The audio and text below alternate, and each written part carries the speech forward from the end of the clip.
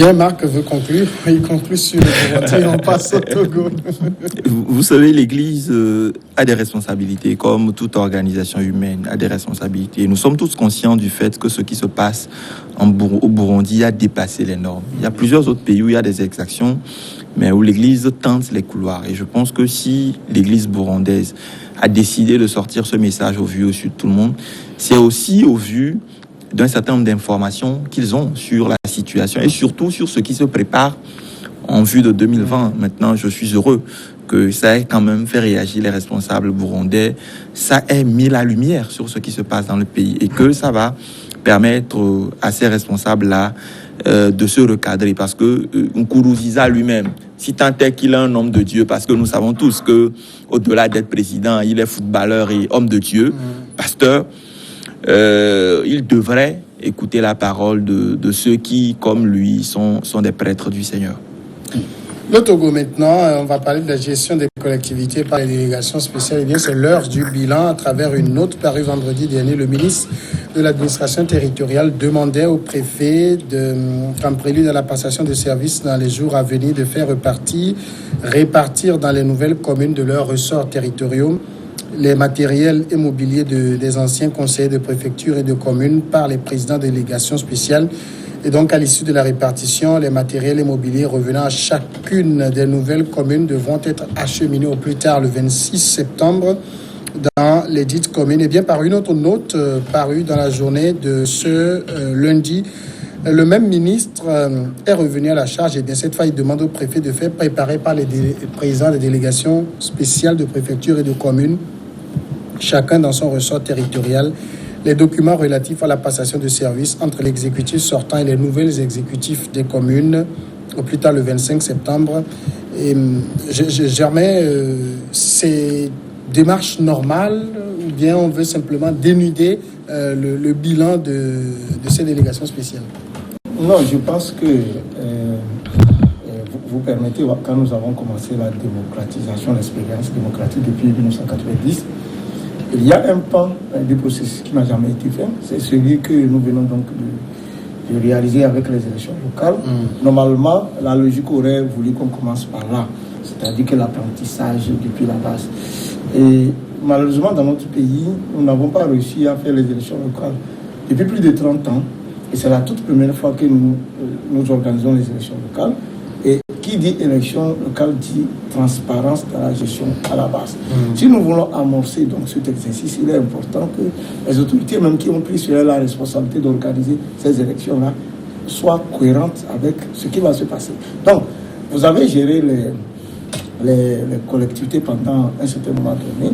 Il y a eu de nouvelles élections, il y a eu de nouveaux responsables. Ils ne peuvent pas prendre des responsabilités sans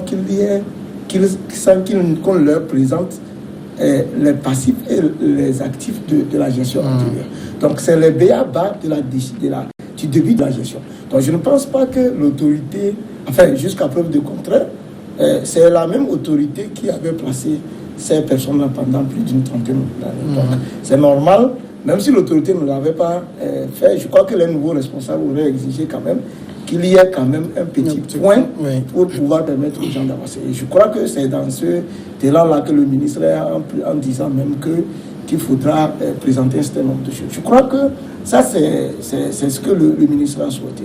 Parce que je crois que si vous interrogez beaucoup d'élus locaux, peut-être qu'ils ne sont pas de la couleur, ils auraient aimé même que certaines choses soient faites davantage. Mais je crois que ça va se faire. C'est important parce que ceux qui sont élus aujourd'hui, après leur mandat, ça sera le même exercice parce que quand ils vont vouloir partir, si c'est pas qu'on a, même si on les reconduisait, c'est important qu'ils puissent faire le bilan. Et je crois qu'eux-mêmes, on n'attendra même pas les 5 ou 6 ans après. Je crois que le bilan va être presque annuel et les gens vont regarder. Je crois que c'est ce qui est en train d'être préparé. Alors Marc, si on regarde la note du ministre qui demande donc à cette présente délégation spéciale de dresser le bilan de leur gestion de leurs différentes circonscriptions, est-ce que ça veut dire que jusque-là, pour le nombre d'années qu'ils ont fait, l'État n'a aucune idée de la gestion qu'ils ont faite et que c'est maintenant qu'ils vont dresser le bilan?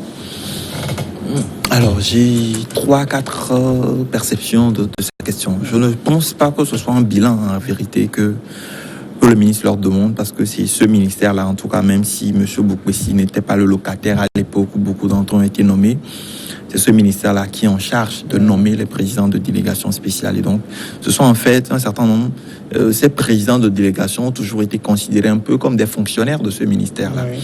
Et donc, à mon avis, ce n'est pas véritablement un bilan pour voir ce qui a été fait ou une reddition des comptes, mais il s'agit plutôt d'une situation de départ, parce que il y a une nouvelle gouvernance qui va prendre fonction. Il faut leur confier un certain nombre de biens matériels, mais il faut aussi leur confier les actifs et les passifs. Parce qu'il y a beaucoup de mairies, ce qu'on oublie souvent, qui ont un certain nombre d'actifs, mais qui ont beaucoup de passifs aussi. Et il faudrait que ces passifs soient effectivement confiés à une gestion qui va se charger d'apurer ces passifs-là. Et il faudrait qu'on puisse avoir une situation de départ. Et donc, on ne pourrait pas lâcher les nouveaux maires et leurs conseils, en tout cas les nouveaux conseils municipaux en l'air. Il faut une situation de départ. Et cette situation de départ, qui mieux pour les préparer que ceux qui ont géré cette histoire-là pendant plus de 15 ans pour certains. Parce que s'il s'agit véritablement d'une reddition des comptes, je pense que ça doit être une reddition des comptes annuelle conformément au budget que chacun d'entre eux ont eu à gérer. Mais nous savons que beaucoup d'entre eux n'ont jamais eu à gérer, à faire des comptes. Même si récemment, je sais que pour la préfecture du Golfe et un certain nombre de communes à l'intérieur, la Cour des comptes a eu à rendre des rapports de leur gestion. Je pense que c'est la Cour des comptes et l'Inspection générale d'État qui sont habilités à demander ces comptes-là. Le ministre n'a besoin en vérité, parce qu'il y a eu une instruction au Conseil des ministres qui lui a quand même ordonné de prendre toutes les mesures pour que les nouveaux conseils municipaux puissent rentrer effectivement en fonction. Et je pense que cette situation de départ-là est indispensable à la prise de fonction des nouveaux. C'est ce qu'il est en train de faire simplement. Zana, situation indispensable à la prise de fonction des nouveaux, ça veut dire les délégations spéciales vont dire, par exemple, on leur demande de faire l'état des actifs financiers, les actifs non financiers, les dettes de la collectivité et autres documents, juste pour donner, en termes d'information, c'est ça? Bon, moi, je pense que même l'information en soi n'est pas une innovation. Ce n'est pas parce que le principe de faire la situation est même inclus dans la passation de service. Donc, je ne vois pas la nouvelle information qui vient s'ajouter à la passation de service. Il y avait tout ça dans la passation de service. Donc, c'est peut-être une date butoir à laquelle cela doit être fait qui vient s'ajouter à la chose. Donc, il y a une date à laquelle il faut présenter ces situations qui est le point de la situation nette ou bien patrimoniale de la commune ou bien de la gestion de la délégation spéciale. Mais au-delà de cela, il faut quand même rajouter que après, comment dit-on, ce point qui va essayer de recenser l'ensemble des biens de la commune et l'ensemble du passif, c'est-à-dire des dettes contractées, des engagements qui sont en cours d'exécution. Il va falloir aussi que ces communes, ces mairies puissent diligenter des audits sur, comment dit-on, les conditions dans lesquelles un certain nombre de passifs, comment dit-on, viennent alourdir la situation nette patrimoniale des communes et aussi comprendre dans quelles conditions tel acte a été posé et tel autre ne l'a pas été posé. Donc, c'est une obligation de transparence qui s'impose lorsque vous, comment dit-on, prenez fonction à un poste, surtout que le poste a été octroyé, comment dit-on, par nomination. Il va falloir, puisque la gouvernance change aujourd'hui de la nomination vers l'élection, il va falloir que beaucoup de choses soient comprises pour démarrer sur de nouvelles bases. Donc, en soi, je crois que c'est une bonne chose et cela va permettre à ces nouveaux maires, à ces, comment dit-on, conseils communaux de démarrer sur des bases saines que sont la bonne gouvernance. La bonne gouvernance commence par cela. Alors, jamais ça veut dire que si ces délégations spéciales font le bilan et qu'on constate au regard de ce bilan-là que ça a été une gestion calamiteuse, on ne peut rien leur faire, c'est ça? Non, ça c'est... Vous savez, on a parlé tout à l'heure de l'expression de l'État, de la Cour des comptes, aussi tout ça là. Et sur le plan éthique, lorsque vous prenez la responsabilité ici, c'est une responsabilité. Vous savez que les mairies, c'est un peu le gouvernement miniature. Bien sûr. Donc, vous prenez une telle responsabilité, c'est que le signal que donne le gouvernement, en fait, le gouvernement vous fait savoir que vous aussi qui venez, vous aurez à rendre compte. En fait, c'est comme ça qu'il faut comprendre les choses. Donc, dans votre gestion, puisque vous savez que vous allez rendre compte, si vous prenez les mairies et que dans la gestion, vous vous rendez compte qu'il y a des problèmes, c'est normal, hein? Moi, j'estime personnellement que c'est normal, comme ça l'a dit, à un moment donné, de se référer un peu à l'expression d'État pour dire, bon, voilà, nous voulons avancer, nous avons quelques difficultés, nous aurions aimé qu'on puisse nous éclaircir. Parce que cela dépend de vous, ceci dépend de vous, votre bilan. Oui. Vous ne pouvez pas venir avoir trouvé un gros trou qui risque même d'anéantir votre bilan et vous taire parce que tout ça. C'est pour cela que, au-delà de ceux qui ont été élus comme maire, adjoint maire, tout ça là, il y a les autres conseillers. Les autres conseillers. C'est important que cette question-là puisse être gérée par l'ensemble des conseillers municipaux. Et c'est normal parce que le bilan va être collégial, même s'il y a le bureau exécutif. Donc, effectivement, si en y allant, il y a des problèmes majeurs, c'est important, c'est le rôle des nouveaux élus de demander l'éclaircissement. C'est normal. Donc, on ne peut pas dire qu'on ne va rien les faire, mais tout au moins, tous les responsables qui sont en train de partir, je crois que sur le plan éthique, restent à la disposition de ceux qui sont arrivés pour toutes les questions liées à la gestion, c'est normal. Et si on voit vraiment qu'il y a de la malversation, je crois que c'est le premier pas. Vraiment, je pense avec l'aide des autorités, tout ça là, il va falloir trouver une formule pour pouvoir avancer. Voilà. Alors justement, ça m'amène à demander, Marc Aboufan, c'est vrai que vous l'avez rappelé tout à l'heure, ces délégations spéciales sont un peu comme au service du ministère. Alors, le bilan qu'on leur demande aujourd'hui, ça servira à qui? Au ministre, pour avoir juste l'idée de la situation, ou à leur successeur? Non, c'est à leur successeur. Le bilan, c'est à leur successeur, parce qu'il faut leur transmettre un actif, un passif de chacune de leur mairie. Et ce bilan-là va servir parce que le ministre, normalement, selon la loi, en tout cas le 2007 portant décentralisation, est censé avoir une situation en temps réel de chacune de ces mairies-là. Et donc, ce bilan va servir parce que le problème aussi dans la gestion de cette délégation spéciale-là, il n'y a jamais eu de bilan véritablement déposé. Il n'y a pas eu de rapport d'activité ni de rapport moral de ces délégations spéciales et encore moins de rapport financier. On n'a eu que des budgets qui ont été gérés et l'expression de gestion de ces budgets-là, qui des fois même sont difficilement retrouvables. Et donc, les nouveaux maires entrants ont besoin d'une situation. Ce que beaucoup ne disent pas, les maires eux-mêmes pensent peut-être à l'actif de leur commune, mais ce qu'on oublie, ce sont tout un certain nombre de contrats, tout un certain nombre de passifs qui sont signés et certains pour un certain nombre d'années. Je sais qu'il y a des mairies qui ont des contrats qui les lient avec des sociétés jusqu'en 2025, par exemple. Et donc, tout ce passif-là va être géré par les nouvelles communes et il faudrait qu'ils prennent connaissance de ce passif. Au-delà du passif, il y a aussi l'actif, il y a le matériel, le mobilier, le matériel roulant, il y a même les ressources humaines qui sont à disposition de ces communes. Sur le budget de la collectivité ou non? Aujourd'hui, on parle de l'inefficacité des services publics comme l'état civil, mais parce que soit il manque de personnel, soit du personnel non qualifié a été recruté. Et tout ça, il faut à un moment donné faire le point pour permettre à ces nouveaux maires, en tout cas s'ils veulent bien rentrer dans leur gestion, de faire le travail. Je pense même que ces maires gagneraient s'ils veulent avoir une certaine crédibilité, s'ils veulent bien faire les choses, au-delà du rapport qu'on va les laisser, ou en tout cas de la situation qu'on va leur laisser, de faire un audit de démarrage.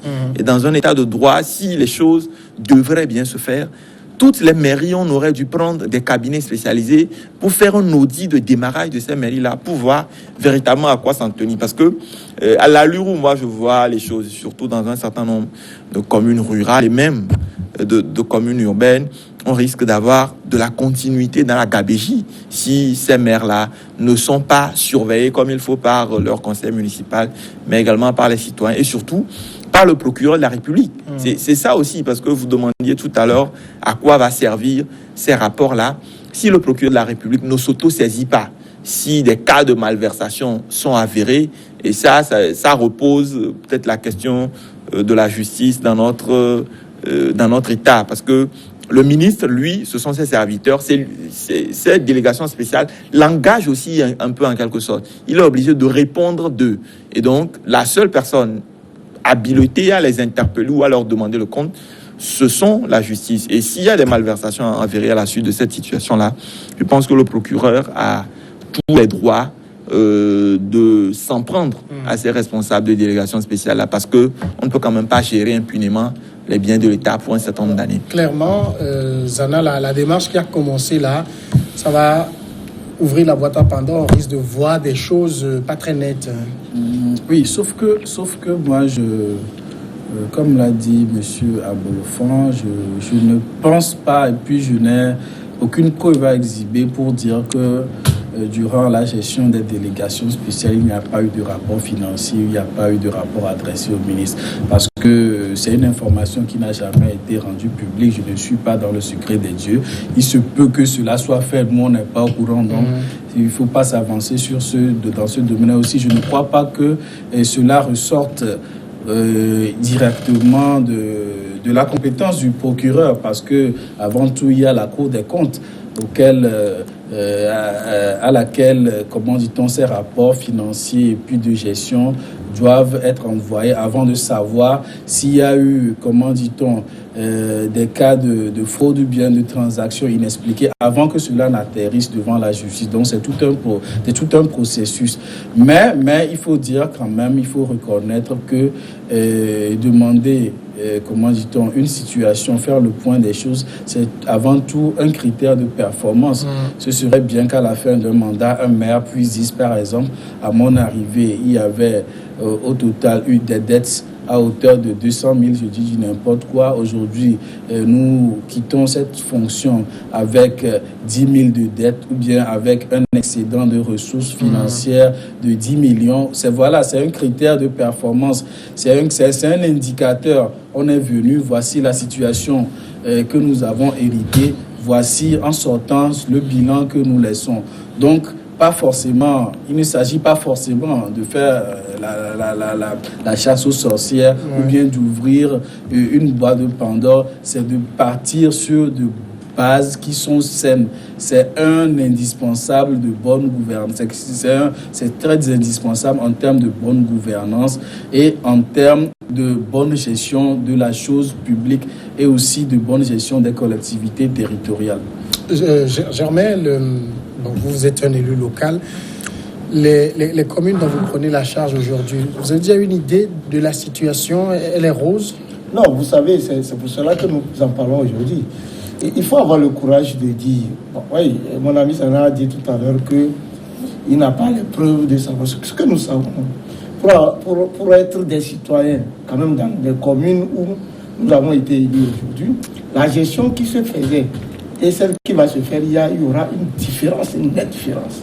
Parce que dans le temps... Cette différence, ça peut être aussi empire. Non, ce que je veux dire, c'est en termes de la transparence. C'est-à-dire que dans le temps passé, c'est le blackout. Même on dira, mais est-ce que vous êtes venu, vous avez demandé, on ne vous a pas donné. Bon, voilà. Maintenant, c'est que vous ne devez même pas attendre que les gens viennent.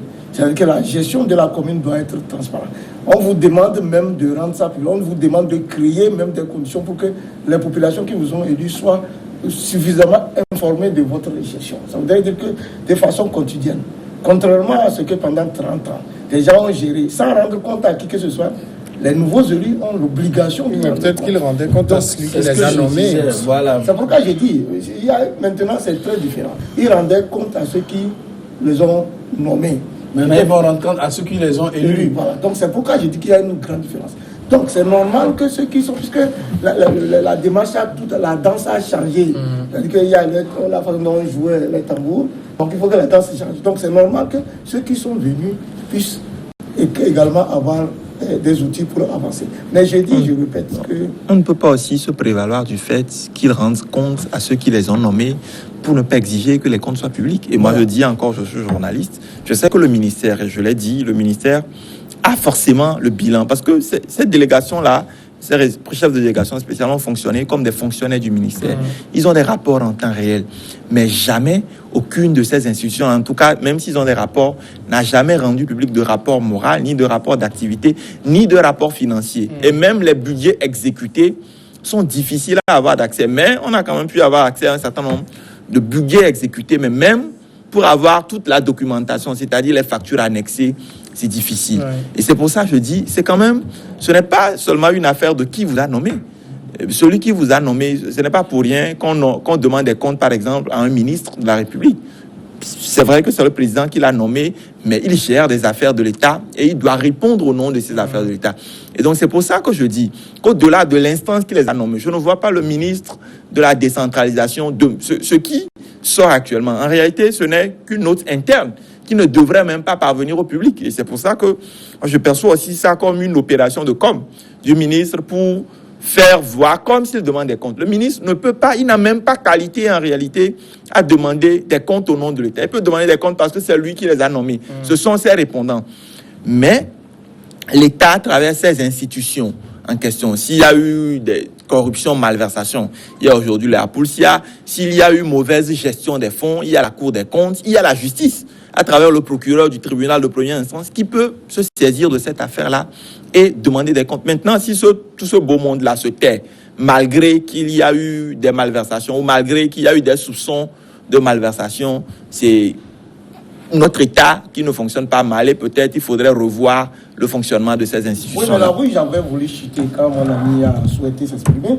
C'est que moi, je ne peux pas comprendre que l'État dise, oui, on va organiser les élections locales et que des responsables, fussent-ils nommés par l'administration publique, s'entendent bien que le processus va être déclenché et ne pas se préparer par avance à ce que le ministre a demandé. Parce que si moi je suis, excusez, responsable, je sais que... Jusque-là, ils ne sont pas pleins. Hein. Oui, c'est ce que je dis. Donc, moi, j'estime que le ministre a fait sortir la note, c'est que par anticipation, les anciens responsables savaient qu'il y aura de nouveaux responsables. Et c'est normal qu'ils préparent ces documents-là. Et mieux, présenter pour qu'il y ait un nouveau départ, comme nous l'avons dit ici.